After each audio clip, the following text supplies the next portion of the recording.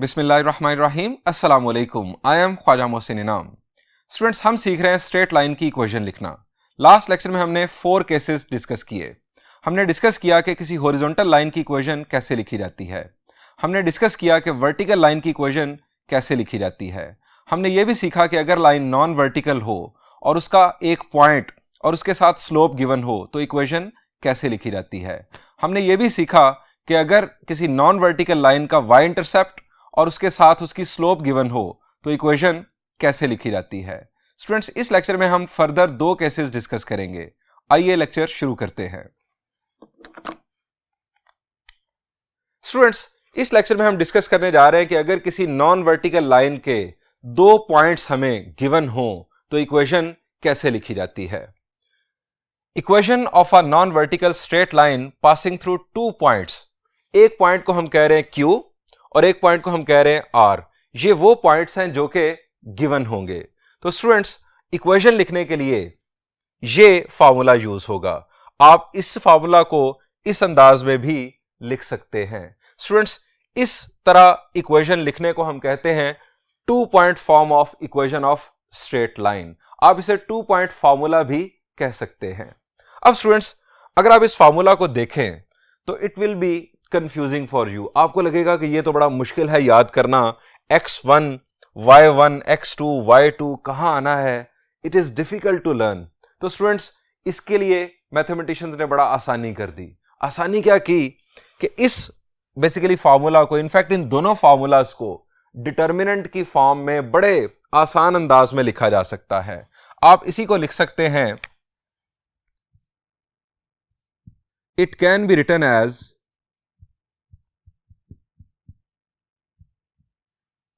Determinant form में हम इन दोनों फार्मूलाज को इस अंदाज में लिख सकते हैं।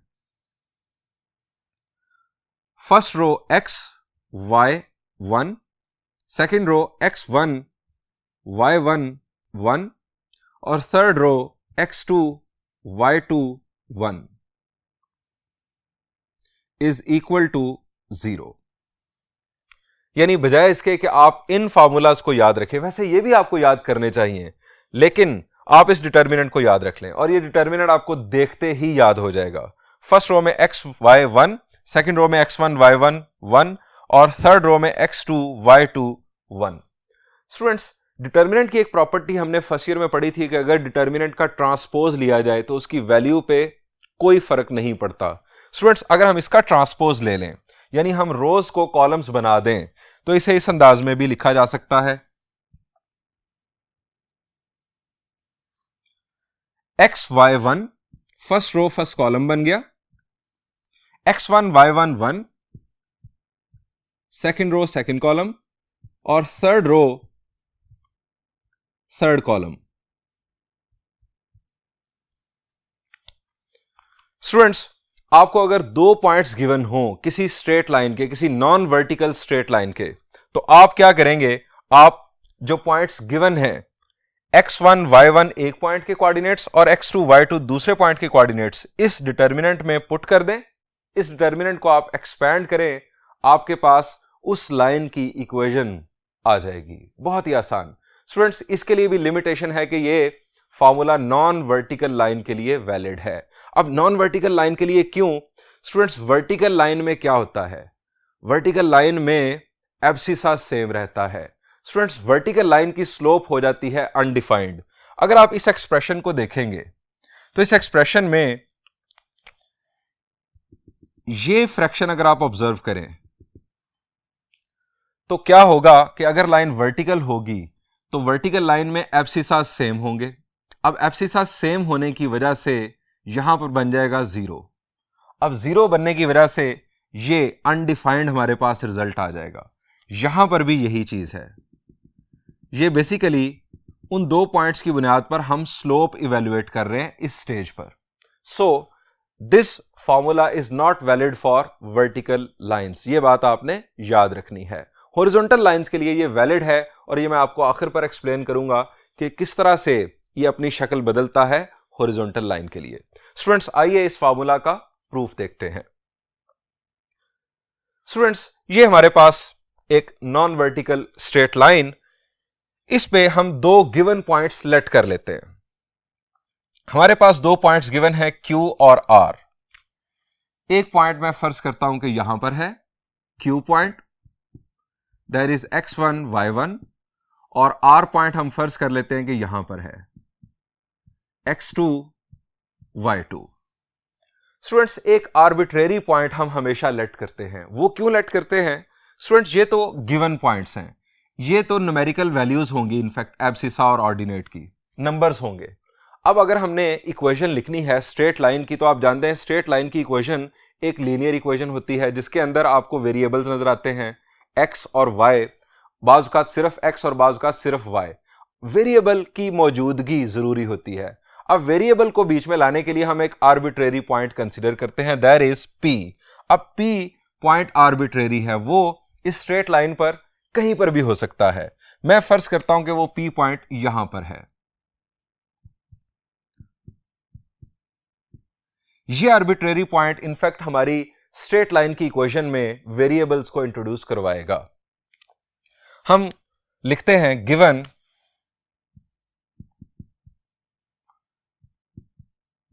Two points of a non vertical straight line. एक पॉइंट है हमारे पास Q x1 y1 और दूसरा R x2 y2। ये दो पॉइंट्स तो हमें गिवन है। अब हम एक पॉइंट अपना लेट कर रहे हैं, late P x, y be an arbitrary point on the line। ये पॉइंट कहीं पर भी हो सकता है, आर्बिट्रेरी पॉइंट है, इसका मतलब है कि x और y की वैल्यू चेंज होती रहेगी। अब स्टूडेंट्स, ये तीन पॉइंट्स एक ही लाइन पर हैं। अगर पॉइंट्स एक ही लाइन पर हों तो हम उन्हें क्या कहते हैं? The answer is collinear points. अब स्टूडेंट्स, ये तीन पॉइंट्स कोलिनियर हैं, तो अगर मैं आपसे पूछूं कि पी क्यू स्लोप और क्यू आर स्लोप और पी आर स्लोप का आपस में क्या ताल्लुक होगा, तो आप यकीनन कहेंगे कि सर ये स्लोप्स सेम होंगी, क्योंकि ये एक ही लाइन के सेगमेंट्स हैं। ये एक line P Q, Q R और पी आर एक ही लाइन के तीन सेगमेंट्स में बोल रहा हूं। सो सेम लाइन है तो ये तीनों स्लोप्स बराबर होंगी क्योंकि ये पॉइंट्स कोलिनियर हैं। हम यहां लिख सकते हैं एज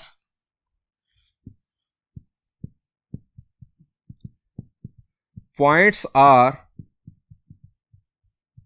कोलिनियर, सो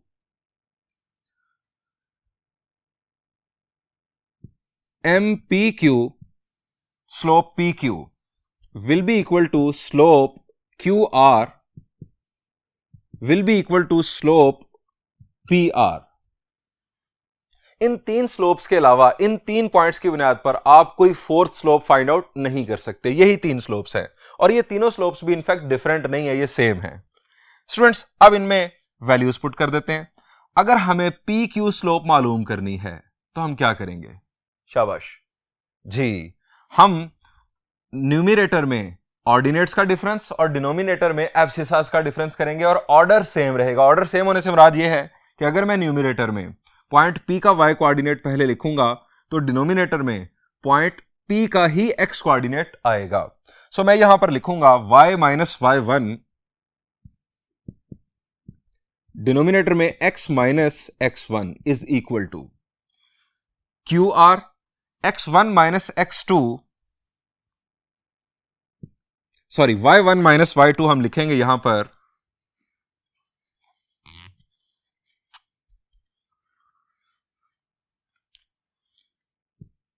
y1 minus y2 over x1 minus x2, और उसके बाद PR के लिए y minus y2 over x minus x2।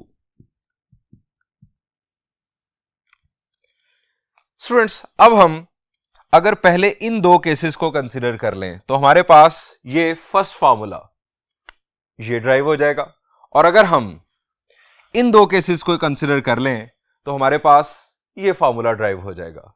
Students, हम दोनों में से किसी एक डायरेक्शन में चल सकते हैं। मैं आपके सामने इन दोनों को सिंप्लीफाई करता हूं। We can write y minus y1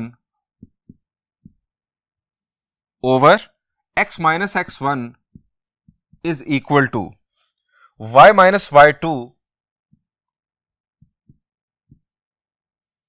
over x1 minus x2।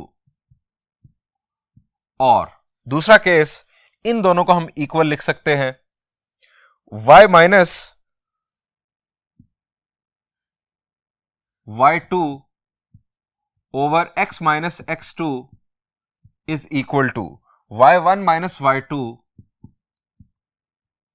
over x1 minus x2। ये स्टूडेंट्स हमने दो केसेस यहां से बना लिए। इसमें से हमारे पास एक फॉर्म जो हमने पहले लिखी हुई थी वो प्रूव हो जाएगी, और यहां से दूसरी फॉर्म। स्टूडेंट्स, क्या थी हमारे पास फर्स्ट फॉर्म?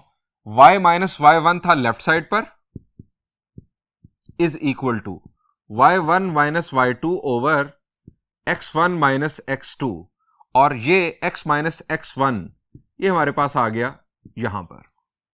ये स्टूडेंट्स हमारे पास बन गई फर्स्ट फॉर्म। हाँ, आप ये देखेंगे कि यहां पर तो लिखा हुआ था y2 minus y1 over x2 minus x1। तो स्टूडेंट, इससे कोई फर्क पड़ता है? The answer is no. हम इन दोनों की जगह बदल लें, कोई फर्क नहीं पड़ता। तो स्टूडेंट्स, मैं इसको उसी फॉर्म में लिख देता हूं जिस फॉर्म में स्टार्ट पर लिखा हुआ था y minus y1 y2 minus y1 over x2 minus x1 into x minus x1। ये स्टूडेंट्स वो शक्ल थी जो कि मैंने स्टार्ट पर आपको दिखाई। आप इसे इस शक्ल में याद कर लें, आप इसे इस शक्ल में याद कर लें, दोनों में कोई फर्क नहीं है, दोनों का रिजल्ट सेम होगा। यहां पर स्टूडेंट्स ये एक शक्ल इसकी प्रूफ हो गई। अब स्टूडेंट्स, दूसरे को हम प्रोसेस करें तो दूसरी शक्ल बन जाएगी। ये इसको मैंने नाम दे दिया 1 का, और 1 को कंसीडर हमने कर लिया। अब कंसीडर कर लेते हैं सेकंड को। Consider 2, y minus y2 is equal to y1 minus y2 over x1 minus x2 into x minus x2। अब स्टूडेंट्स, यहां पर भी वही बात, आप इन दोनों की जगह बदल लें। हालांकि जरूरत नहीं है, लेकिन हमारी बुक में भी और अभी मैंने भी अगर इसे इस अंदाज में लिख दिया है तो मैं उस अंदाज में आपको कन्वर्ट करके दिखा दूं। y2 minus y1 over x2 minus x1 into x minus x2। ये स्टूडेंट्स इसकी दूसरी शक्ल बन गई। अब स्टूडेंट्स, हमने इसकी डिटर्मिनेंट फॉर्म भी देखी। स्टूडेंट्स, इसको डिटर्मिनेंट फॉर्म में कैसे कन्वर्ट किया जाएगा? आप इन दोनों में से किसी एक को कंसीडर कर लें और इसे सिंप्लीफाई कर लें, और देन इसका डिटर्मिनेंट बनाया जा सकता है। मैं स्टूडेंट्स फर्स्ट वन को कंसीडर कर रहा हूं। हम हेडिंग दे लेते हैं डिटर्मिनेंट फॉर्म। स्टूडेंट्स, इन दोनों में से किसी एक को भी हम फॉलो करते हुए सेम डिटर्मिनेंट पर पहुंचेंगे। सो मैं फर्स्ट वन को कंसीडर कर रहा हूं, y minus y1 is equal to y2 minus y1 over x2 minus x1 into x minus x1। Cross multiplication करते हैं। y minus y1 into x2 minus x1 is equal to y2 minus y1 x minus x1। अब multiplication perform कर देते हैं। x2y minus x1y minus x2y1 plus x1y1 is equal to xy2 minus x1y2 minus xy1 plus x1y1। अब students, अगर हम observe करें तो ये और ये टर्म्स बिल्कुल सेम हैं। एक इक्वल के एक तरफ, दूसरी दूसरी तरफ। इन दोनों को हम कैंसिल कर सकते हैं। बाकी तमाम टर्म्स को हम लेफ्ट साइड पर शिफ्ट कर देते हैं। x2 y minus x one y minus x two y one minus x y two plus x one y two plus x y one is equal to 0। अब students, इन दो terms में से हम x common ले सकते हैं। यहां से x कॉमन लिया तो हमारे पास आ गया y1 माइनस y2। इसके बाद इन दो टर्म्स में से हम y कॉमन ले सकते हैं, माइनस y। अब माइनस y कॉमन लेने की वजह से ये टर्म हो जाएगी पॉजिटिव x1 और ये नेगेटिव माइनस x2। अब स्टूडेंट्स, हमारे पास रह गई ये दो टर्म्स। इनमें से हम कहते हैं कि हमने 1 कॉमन लिया, प्लस 1। अब ये हमारे पास आ गया x1 y2 minus x2 y1 is equal to 0। Students, इस इक्वेशन को अब हम डिटर्मिनेंट फॉर्म में लिख सकते हैं। It can be written in determinant form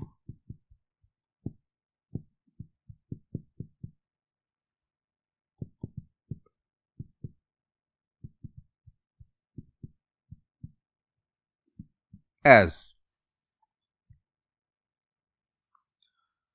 first row में हमारे पास x, y और 1, उसके बाद x1 y1 1, x2 y2 और 1 इज इक्वल टू 0। और अगर हम इसी का ट्रांसपोज ले लें जिस तरह कि मैंने शुरू से बताया था, तो x y1 x1 y1 1 x2 y2 और 1, डिटर्मिनेंट का ट्रांसपोज लेने से उसकी वैल्यू पर कोई फर्क नहीं पड़ता।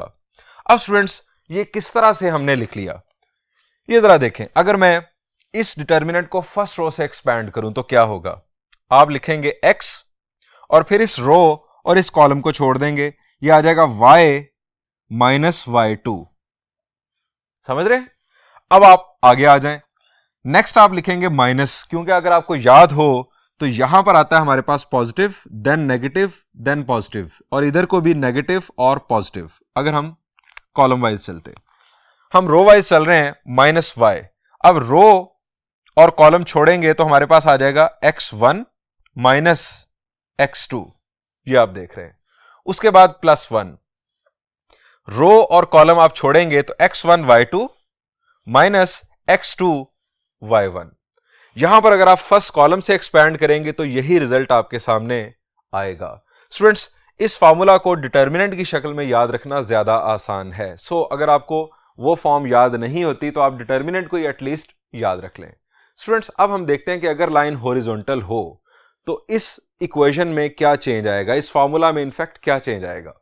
स्टूडेंट्स, हमने डिस्कस किया कि अगर लाइन हॉरिजॉन्टल हो तो क्या होता है जी, हॉरिजॉन्टल लाइन के लिए ऑर्डिनेट सेम रहता है, यानी y कोऑर्डिनेट सेम रहता है। हमें दो पॉइंट्स गिवन होंगे, उन दोनों पॉइंट्स के ऑर्डिनेट्स हॉरिजॉन्टल लाइन की सूरत में सेम होंगे। अब y2 और y1 ये दोनों वैल्यूज सेम हो जाएंगी। जब ये दोनों वैल्यूज सेम हो जाएंगी तो यहां पर हमारे पास जो रिजल्ट है वो क्या आ जाएगा? The answer is 0। जब ये दोनों वैल्यूज सेम होंगी तो राइट साइड पर हमारे पास आ जाएगा 0। आप इसे चाहे यहां पर देखें या यहां पर देखें, हमारे पास y2 और y1 सेम होंगे हॉरिजॉन्टल लाइन की सूरत में, सो यहां पर बन जाएगा 0। लेफ्ट साइड पर हमारे पास रह जाएगा y माइनस y1 या y minus y2, y minus y1 या y minus y2 equal to हो जाएगा 0। अब y1 और y2 ये एक ही चीज है क्योंकि लाइन होगी हॉरिजॉन्टल। अब ये जब हम दूसरी साइड पर शिफ्ट करेंगे तो y is equal to y1 या y is equal to y2, और हॉरिजॉन्टल लाइन की सूरत में ऑर्डिनेट कांस्टेंट होता है, यहां पर इस कांस्टेंट की वैल्यू आ जाएगी। तो ये हमारे पास y is equal to constant, ये हमारा हॉरिजॉन्टल लाइन का केस बन जाएगा। यानी हॉरिजॉन्टल लाइन के लिए भी ये फॉर्मूला यूज किया जा सकता है, लेकिन हम इसे non vertical line, slant line के लिए ही यूज करेंगे। स्टूडेंट्स, हम बढ़ते हैं अब एक दूसरी फॉर्म की जानिब, that is two intercept formula for equation of straight line.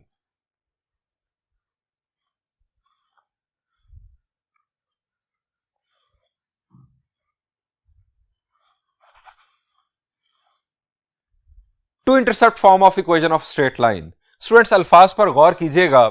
Equation of a slant line whose non-zero x and y intercepts are a and b respectively is x over a plus y over b is equal to 1। यानी ये होगा formula उस सूरत में कि जब किसी slant line के non zero intercept given हो।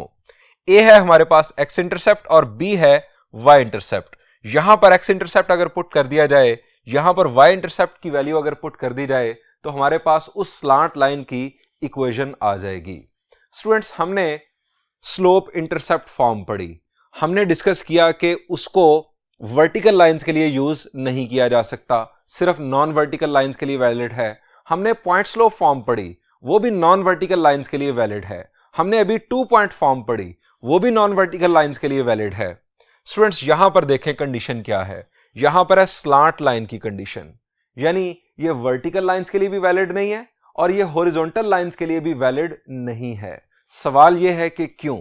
स्टूडेंट्स वर्टिकल लाइन की सूरत में हमारे पास उस लाइन का y इंटरसेप्ट मौजूद नहीं होगा, हॉरिजॉन्टल लाइन की सूरत में हमारे पास उसका x इंटरसेप्ट मौजूद नहीं होगा। और एक और बात यहां पर जो बताई गई है वो है whose non zero x and y intercepts. Students x और y इंटरसेप्ट दोनों जीरो कब होते हैं? शाबाश। किस स्लांट लाइन के x और y इंटरसेप्ट्स जीरो हो जाते हैं? शाबाश जी, x और y इंटरसेप्ट उस वक्त जीरो होते हैं जब लाइन ओरिजिन से पास कर जाए। स्लांट लाइन जब ओरिजिन से पास कर जाती है तो उसका x और y इंटरसेप्ट जीरो हो जाता है। स्टूडेंट्स हम उस लाइन के लिए भी इस फॉर्मूला को यूज नहीं कर सकेंगे, सो इसके ऊपर बहुत ज्यादा रिस्ट्रिक्शंस आ गई। सिर्फ स्लांट लाइन होनी चाहिए और ऐसी स्लांट लाइन जो ओरिजिन से पास ना कर रही हो, उसके दोनों इंटरसेप्ट्स नॉन जीरो हो। ये स्टूडेंट्स इसकी है लिमिटेशन। हम इस फॉर्मूला का अब प्रूफ देखते हैं। ये स्टूडेंट्स हमारे पास एक्स वाई प्लेन में एक स्लांट लाइन मौजूद जो कि ओरिजिन से पास नहीं कर रही। स्टूडेंट्स एक्स इंटरसेप्ट और वाई इंटरसेप्ट की डेफिनेशंस रिकॉल कर लें। शाबाश। एक्स इंटरसेप्ट क्या था? The x coordinate of the point where line crosses x axis is called x intercept of the line. Students ये है वो पॉइंट के जिसका एक्स कोऑर्डिनेट एक्स इंटरसेप्ट होगा। स्टूडेंट्स यहां पर y कोऑर्डिनेट क्या होगा? शाबाश। एक्स एक्सिस के ऊपर y कोऑर्डिनेट 0। हम लेट कर रहे हैं यहां पर, बल्कि गिवन है कि x इंटरसेप्ट a होगा। a है हमारा x इंटरसेप्ट, तो इस पॉइंट के कोऑर्डिनेट्स बन गए a, 0। इसी तरह से y इंटरसेप्ट की definition, the y coordinate of the point where line crosses y axis is called y intercept. अब y एक्सिस के ऊपर आप जानते हैं कि x की वैल्यू होती है 0 और y की वैल्यू हम कंसीडर कर रहे हैं b। The y coordinate of the point where the line crosses y axis is called y intercept.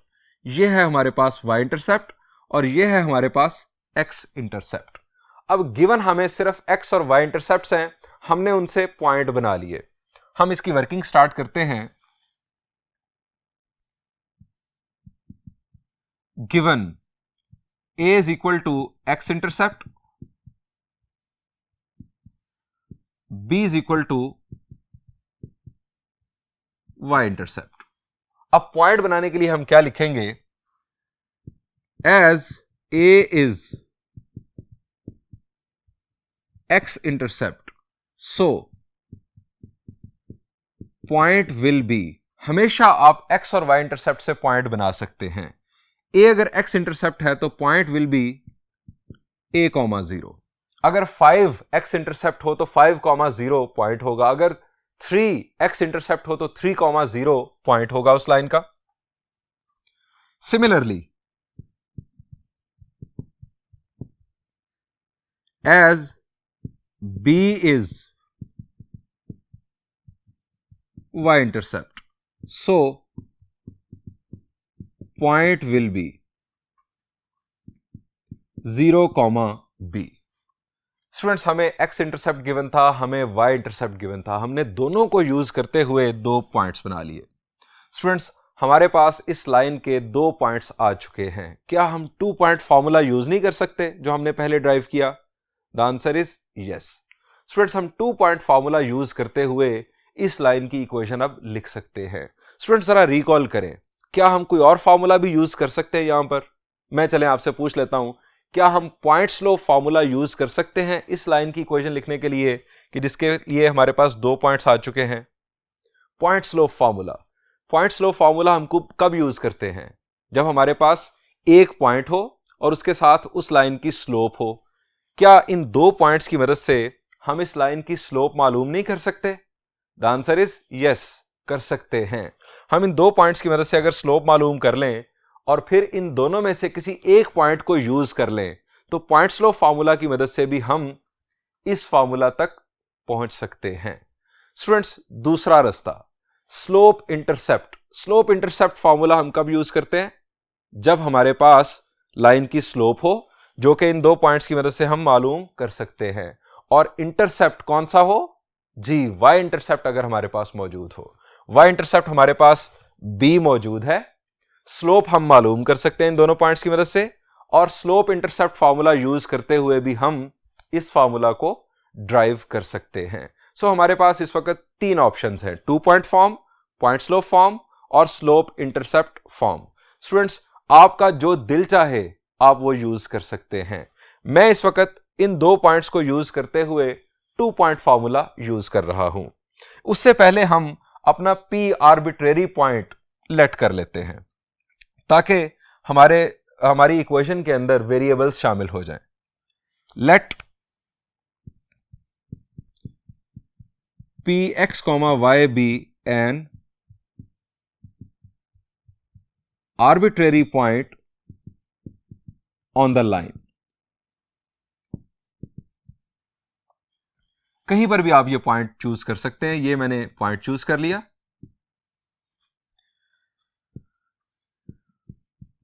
Using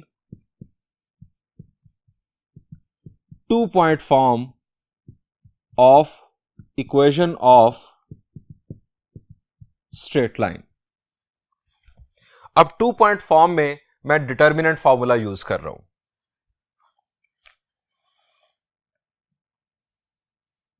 xy1 x1 y1 1 x2 y2 1 is equal to 0। अब स्टूडेंट्स, x1 y1 एक point के coordinates और x2 y2 दूसरे point के coordinates, putting values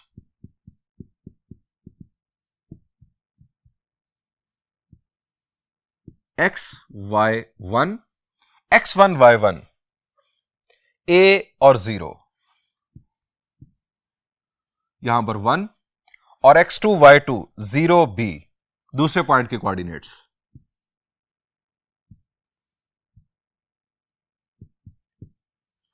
अब students, आप इसे किसी भी रो किसी भी कॉलम से एक्सपैंड कर सकते हैं। हमारी प्रेफरेंस ये होती है कि अगर किसी रो या कॉलम में 0 मौजूद हैं तो उस रो या कॉलम से एक्सपेंशन ज्यादा आसान हो जाती है। अब यहां पर देख सकते हैं कि फर्स्ट कॉलम के अंदर एक 0 आ रहा है, सेकंड रो के अंदर एक 0 आ रहा है, सेकंड कॉलम के अंदर एक 0 आ रहा है। सो मैं यहां पर फर्स्ट कॉलम की मदद से एक्सपैंड कर रहा हूं, एक्सपैंडिंग बाय C1।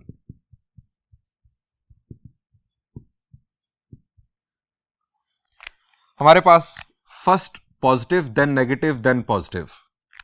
हम लिखेंगे x। अब रो और कॉलम छोड़ने से, ये आप 2 पॉइंट फॉर्मूला का यूजेज भी समझ रहे हैं। रो और कॉलम छोड़ेंगे तो 0 माइनस b माइनस a, रो और कॉलम छोड़ेंगे तो y माइनस b, और उसके बाद प्लस 0, रो और कॉलम छोड़ेंगे तो y minus 0 is equal to 0। अब स्टूडेंट, ये तो 0 ही है, ये तो मैंने सिर्फ और सिर्फ खानापुरी के लिए लिख दिया ताकि आप पूरा पैटर्न समझ जाएं। अब हम इसे सिंप्लीफाई करते हैं। 0 minus b will be minus b x, यहां पर minus a y plus a b, minus minus plus a b, और यहां पर 0 इज इक्वल टू 0। अब स्टूडेंट्स, इसको हम लिख सकते हैं minus b x minus a y is equal to minus a b. अगर आपके जहन में 2 इंटरसेप्ट फॉर्मूला हो तो वो था x over a plus y over b is equal to 1। अब स्टूडेंट्स हमें राइट साइड पर 1 लाना है और पॉजिटिव 1 लाना है, तो हमें क्या करना चाहिए? हमें माइनस ए बी से पूरी इक्वेशन को डिवाइड कर देना चाहिए। डिवाइडिंग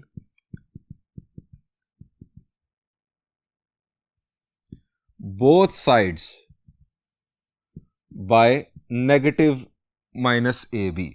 अब इससे क्या होगा नेक्स्ट बोर्ड पर देखते हैं। जब हम माइनस बी एक्स को माइनस ए बी से डिवाइड करेंगे तो माइनस माइनस को कैंसिल करेगा, बी बी को कैंसिल करेगा, हमारे पास आ जाएगा एक्स ओवर ए। नेक्स्ट माइनस माइनस को कैंसिल करेगा, ये बन जाएगा पॉजिटिव, ए को कैंसिल कर देगा, ये आ जाएगा y over b is equal to minus a b से डिवाइड होगा तो हमें मिल जाएगा 1।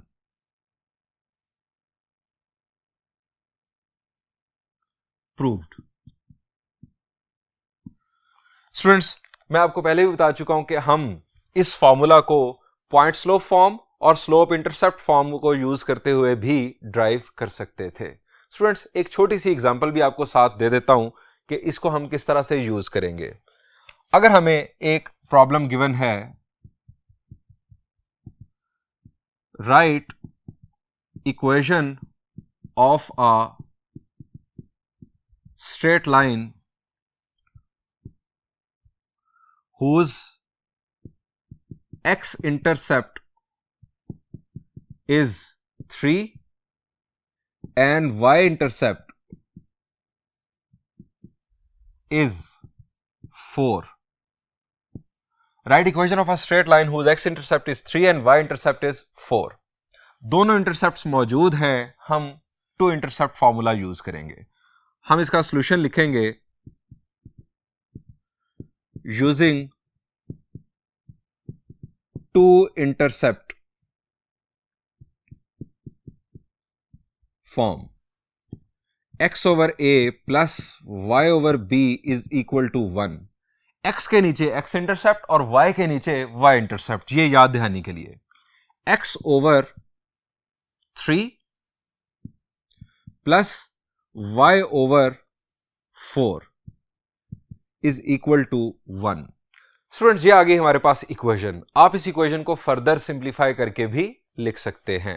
स्टूडेंट्स, एक बात याद रखिएगा कि टू इंटरसेप्ट फॉर्मूला सिर्फ ऐसी स्लांट लाइंस के लिए वैलिड है जो ओरिजिन से पास ना कर रही हो। इस फॉर्मूला को आप वर्टिकल लाइन, हॉरिजॉन्टल लाइन और ऐसी स्लांट लाइन जो ओरिजिन से पास कर रही हो उनके लिए यूज नहीं कर सकते। स्टूडेंट्स, यहां पर इस लेक्चर को एंड करते हैं। Thank you and Allah Hafiz.